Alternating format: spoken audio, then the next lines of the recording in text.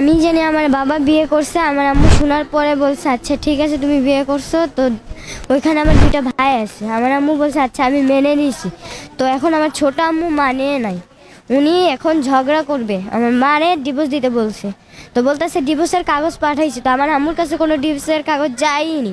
তো বলতেছে না ডিভোর্সের কাগজ পাঠাইছি কিন্তু তোমার আম্মু নেয়নি। পরে আমার আম্মু কেস করে দিছে আমার বাবার নামে। পরবর্তীতে বিয়ে হওয়ার পরে পুলিশ হাসপাতালে আইলে ভর্তি করছে এখানে। আজকে সকালে আমরা ঢাকা থেকে ভোলা এসে পৌঁছেছি, তারপর আমরা কোর্টে ছিলাম। সৌদিতে ছিল আমার আব্বু 2 বছর, ওইখান দিয়ে আবার বাবাকে টাকা দিছে। আমার বাবা বলছে আমি আশুলিয়াতে জায়গা কিনছি, এই কথা বলছে। আমি করব এটা যদি কেউ শুনে, তাহলে সাথে সাথে তাকে নিকটস্থ থানায় জানানো উচিত এবং সংশ্লিষ্ট কর্তৃপক্ষকে জানানো উচিত। উনি আত্মহত্যা করতে চায়, তাকে জেলে দেওয়া উচিত। আমরা মোহরি, ওর মামার মোহরি, ওর স্বামী স্ত্রীর মামলায়, ওর লগে স্বামী স্ত্রীর মামলাটা, স্বামী স্ত্রীর মামলায় কোর্টে মামলা চলে। আজকে 4 শুনানি ছিল। এই এখন আর কেন কি খাইলো আর বলতে পারলাম না। শুনছি যে ওই নাকি কোর্টের ভিতরে মানে কি বিষ নাকি খাইছে। আমি জানি আমার বাবা বিয়ে করছে, আমার আম্মু শোনার পরে বলছে আচ্ছা ঠিক আছে তুমি বিয়ে করছো তো। ওইখানে আমার দুইটা ভাই আছে, আমার আম্মু বলছে আচ্ছা আমি মেনে নিয়েছি। তো এখন আমার ছোট আম্মু মানে নাই, উনি এখন ঝগড়া করবে, আমার মারে ডিভোর্স দিতে বলছে। তো বলতেছে ডিভোর্সের কাগজ পাঠাইছি, তো আমার আম্মুর কাছে কোনো ডিভোর্সের কাগজ যায়নি। তো বলতেছে না ডিভোর্সের কাগজ পাঠাইছি কিন্তু তোমার আম্মু নেয়নি। তারপরে আমার আম্মুরে ঢাকা থেকে বলছে ঈদের টাইমে, সামনে কুরবানি ঈদে বলছে বেড়াইতে আসতে। পরে বেড়াতে আসছি আমার আম্মুরে 4 জন মিলে। পরে আমার আম্মু কেস করে দিছে আমার বাবার নামে।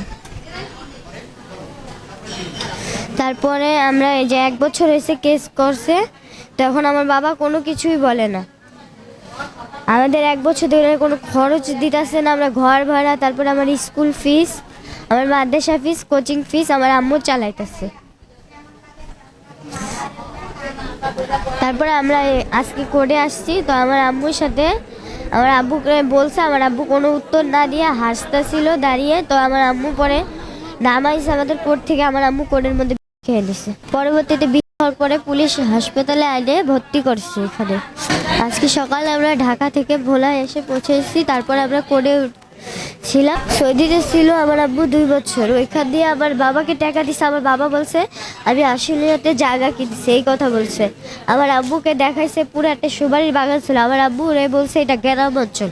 তারপর আমার আব্বু আবার টাকা পাঠাইছে, টাকা পাঠানোর পরে বলছে এই জায়গাটা আমি কিনছি। কেনার পরে আবার আমার আব্বু 2 বছর পরে ওখান থেকে এসে পড়েছে। আবার আমার আব্বুরে বলতেছে তুই আবার বিদেশে যা। তো আমার আব্বু আবার বিদেশে গেছে, অসুস্থ হয়েছে রেখে এসে পড়ছে।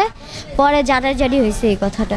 এটা আসলে বিচারালয়ের জন্য হুমকি স্বরূপ এবং বিচারালয়ের ইজ্জত নষ্ট করে। এই জন্য এই মহিলা যদি সুস্থ হয়, যখন জেল থেকে ইয়ে থেকে আমি জানি এখন ভালো আছেন, যদি সুস্থ হওয়ার পর ওনার বিচারালয়ের সম্মান নষ্ট করার জন্য এই মহিলার বিচার করা উচিত। মনে করেন মেয়ে বিয়া দিছিলাম বলা, যে সুমকা বিয়াটা হয়েছে তখন ছেলে কইছে বিয়া দিমুই না আমরা। ছেলে কয় জি হয়েছে আমার মা নাই আমার বাপ নাই, বিয়া দিবেন নাকি আপনারা বিয়া দিন। বিয়া যদি না দেন তো আমি আপনার ঘরে হেরাম খামু কিনুমু। তো ওই মেয়ে নিয়ে বাগাই নিয়ে যাবা চাইগা, তো আমরা দেই নে।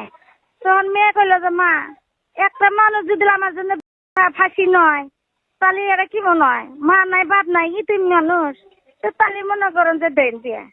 তা আমরা বিয়া শাদি বাবারে দিছি, দিল্লি হারে মেয়ে বিয়া করে কেটে খাইলো। ওই মেয়ে আসিল, মেয়েটা ওই লিহারে তখনকার মেয়েটা পেটে দেওয়ার আগে পেটে দিল, দিল্লি হারে গেল গা। যাই এখন আমি জেলে বসলাম, ব্যবসা বাণিজ্যের কথা কইলো, কইলে হারে টাকা পয়সা দিলাম ব্যবসা করবো, আমি কাঁচামালের দোকান করবো। কাঁচামালের দোকান করবো, টাকা পয়সা দিলাম, টাকা পয়সা নিয়ে ভাইকে গেছে গা। ওই আদালতে 4 শুনানি হয়েছে। ওই 4 যে বিজ্ঞ আদালত একজনের বাহারের আমলে নিছে আর 3 জন বাদ দিচ্ছে। কিন্তু এমন তারা বানু ও যে কিভাবে কি নিয়ে আসলো এমন আমাদের কেউই অবগত ছিলাম না যে এই কাজ করবো।